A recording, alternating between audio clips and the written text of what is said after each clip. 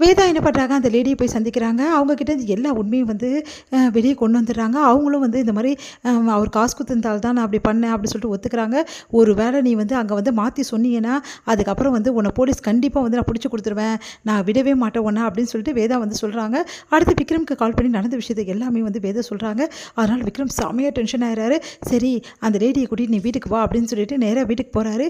வீட்டுக்கு போய் அவங்க மாமாவ செமையா திட்டுறாரு. எல்லாம் இவரால தான் வந்துச்சு அப்படின்னு சொல்லிட்டு சட்டைய பிடிச்சு கேட்குறாரு. உடனே எல்லாரும் என்னாச்சு அப்படின்னோடனே எல்லாத்துக்கும் காரணம் இவர் தான். வேணும்னே வந்து வேதா மேலே பழிய தூக்கி போட்டிருக்காரு. எல்லாமே இவர் தான் பண்ணாரு. எனக்கு முன்னாடியே தெரியும். இதை நிரூபிக்க எனக்கு தக்க வந்து சாட்சி கிடைக்கல.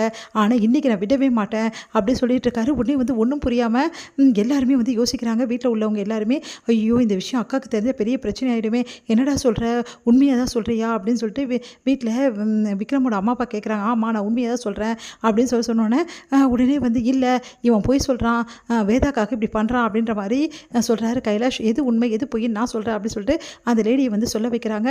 ஆமாங்க இவர் தப்பாக நடந்துக்கினாரு, அதை மறைக்கிறதுக்காக வந்து பணத்தை கொடுத்தாருங்க. இந்த பழி எல்லாத்தையும் வேதா மேடம் மேலே தூக்கி போட சொன்னார், அதான் நான் தெரியாமல் பண்ணிட்டேங்க, என்னை மன்னிச்சிடுங்கன்னு சொல்லிட்டு அவங்க சொல்கிறாங்க. அதை கேட்டு கெஜாவும் அவங்க வீட்டுக்காரும் வந்து பயங்கரமாக டென்ஷன் ஆகிடுறாங்க. இப்படி பண்ணியிருக்காரு சொல்லிட்டு, டேய் இவ்வளோ பண்ணியிருக்கியடாச்சே நீ எல்லாம் ஒரு மனுஷனா அப்படின்னு சொல்லிட்டு செமையாக திட்டுறாங்க. ஐயோ இது நந்தினிக்கு தெரிந்தா பெரிய பிரச்சனை ஆகிடுமே அப்படின்னு சொல்லிட்டு எல்லாருமே வந்து எதிர்பார்த்துட்டு இருக்காங்க. பார்த்தா வந்து நந்தினி எல்லாத்தையுமே பார்த்துறாங்க. பார்த்து அதிர்ச்சி அடைகிறாங்க. உடனே வந்து எல்லாருமே வந்து சொல்கிறாங்க, நீ டென்ஷன் ஆகாமதுமா, அதெல்லாம் ஒன்றும் இல்லை தெரியாமல் வந்து பண்ணிட்டாரு அப்படின்ற மாதிரி சொல்கிறாங்க. உடனே வந்து நந்தினி வந்து செம்மையாக டென்ஷன் ஆகி அப்படியே பார்த்துட்டே இருக்காங்க.